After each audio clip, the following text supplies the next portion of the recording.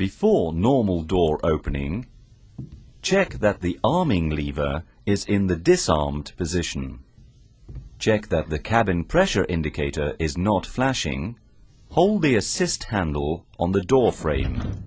Lift the door control handle fully up. Push the door outward. Move the door forward by using the door assist handle. The door locks when it is in fully open position.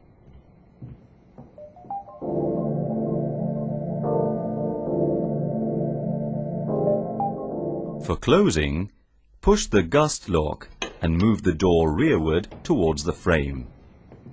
With the help of the door assist handle, pull the door in. Lower the control handle.